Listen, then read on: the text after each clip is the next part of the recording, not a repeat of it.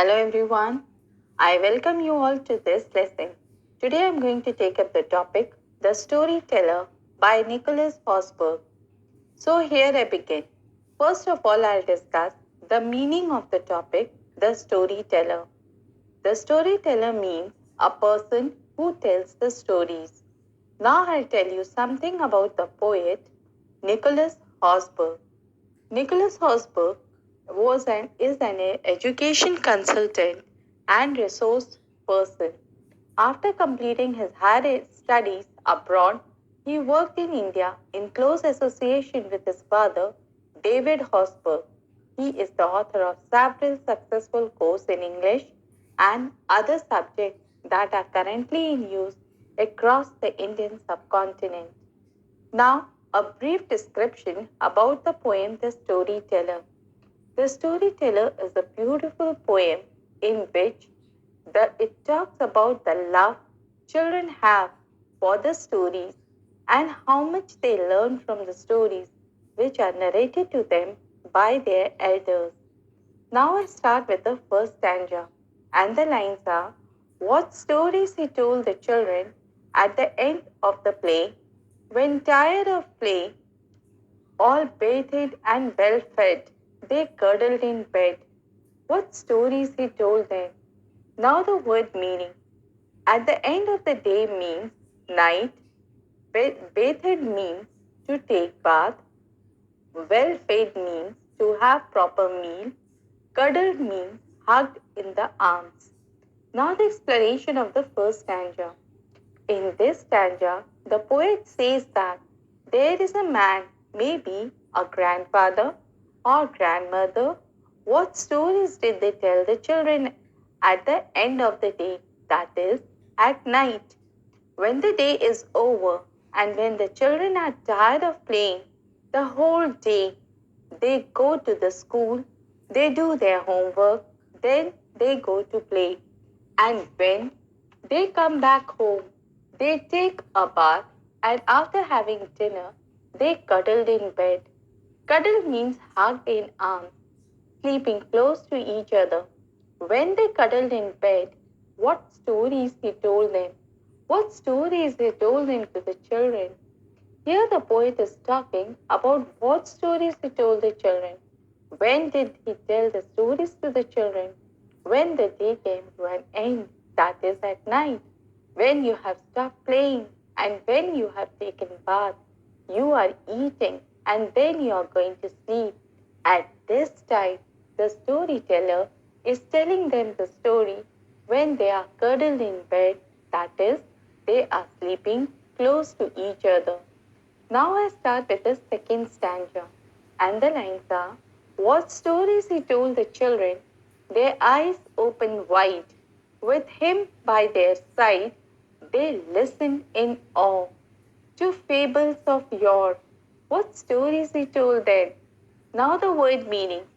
Awe means the mixed feelings of the respect and fear brought about by authority, genius, or great beauty. Fables mean short stories, usually with a lesson or message. Your means time long past. Now the explanation of the second stanza. The poet says, what kind of stories were they telling to the children? That their eyes were open wide. They were listening to the story with eyes widely open, with the storyteller sitting beside them. They were cuddled in bed and the storyteller was sitting beside them. So, what kind of stories was the storyteller telling? They listened in awe. Here, the meaning of awe is mixed feeling of respect and fear brought about by the authority by the genius or the great beauty. To the fables of yore, where fables means a short story, usually with a moral or a lesson, and you mean and your means time long past. So the story which the storyteller was telling them was a story which had a lesson or a moral message, and the story was a time long past. What stories he told them? What stories did he tell the children? When the storyteller was telling the story, their eyes were wide open. They were not sleeping. So the person who was telling the story was sitting beside the children, and they were listening with great respect, with great fondness, and they loved the story. They just wanted to hear more, and they were wondering how beautiful the stories are. Very old short stories with good morals. This kind of story, the storyteller is telling to the children. They are listening and enjoying the story with great interest and curiosity. Now I move towards the third stanza, and the lines are: what stories he told the children of shadows that crept while they soundly slept, and phantoms that played. If first they had not prayed, what stories he told then? Now the word meaning. Shadows means a dark area or shape produced by a body coming between rays of light and a surface. Crept means to move in such a way that nobody notices. Now the explanation. In this stanza, the poet says that he used to tell a lot of stories to the children. He used to tell them about shadows, the shadows that can be of anything. It can be of animals, birds, ghosts, and can be anything of the supernatural. So the shadows that would creep would be when he slept soundly at night, when they are in deep sleep. If before sleeping, if the children did not pray to God, then the phantoms or the ghosts and the shadows would creep and play around them. Then the children would be scared. And then he told them many kinds of stories. What kind of stories did the storyteller tell? He is telling them the story at the end of the day. He is telling them the stories of shadow, something which is dark, something that lives in the shadow. It can be anything. It can be animals, ghosts, or any supernatural thing. And anything which lives in the dark is always dangerous. You feel afraid of it because you cannot see what it is. When the children are sleeping, something is roaming in the dark. It is creeping in the dark. They cannot hear it as it is walking slowly. Such kind of story the storyteller is telling to the children. He is telling that the ghost which is to play when the children are sleeping. So the storyteller is telling the children about some story, about some ghost which live in the shadow and which comes out in the night, and when they are sleeping, that time the ghost used to play. If they don't pray and sleep, then the ghost will come out and play in the night. So the storyteller is telling them that you have to pray to God at night before you go to sleep. Otherwise, the ghosts will come and hide in the dark, and they will play when they are sleeping. What stories he told them. Now I move towards the fourth and the last stanza. What stories he told the children. Now they feel a chill, yet repeat them still to their young and old. Those stories of gold. What stories he told them. Now the word meaning. Chill means afraid or scared. Now the explanation. In this stanza, when the storyteller is telling the stories to the children, then they are feeling chill, that is, they are shivering because of scared, not because they are feeling cold, because they are afraid. Though the story is a horror story or a scary story, but still he used to repeat those stories to the children, to the young ones again and again. The old stories, because those stories, the storyteller is considering them to be of gold. As we say, old is gold. In the last stanza, the storyteller is telling that he had told the children the stories about the ghost who roams at night or in the shadow.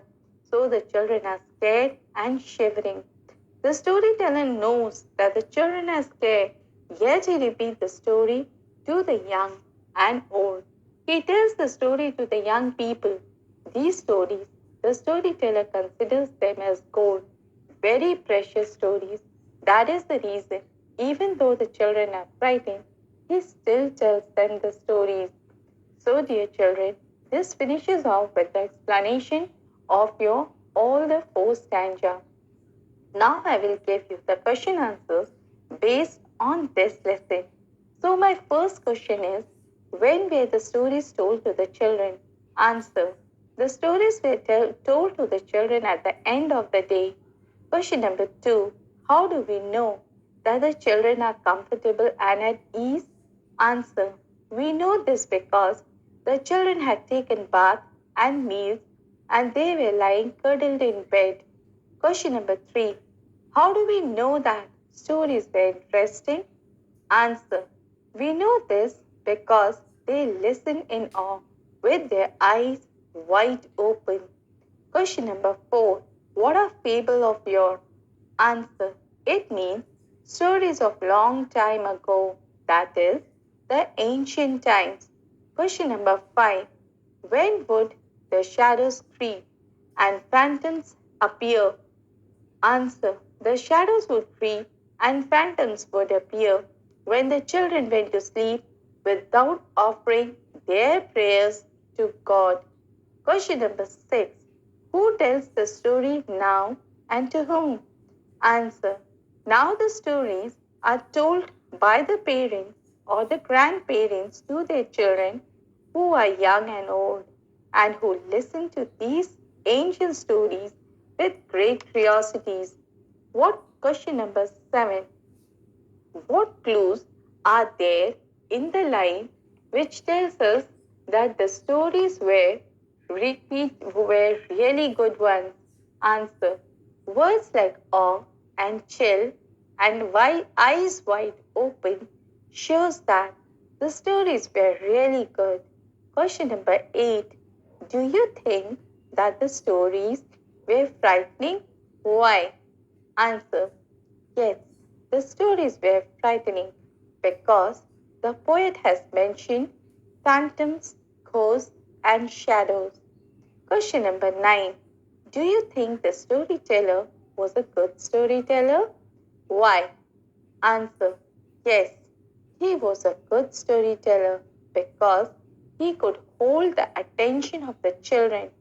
He could spellbind them, the children, and charm them to sleep. Question number 10. If first they had not prayed, who is they? Answer. They refers to the children. Question number 11.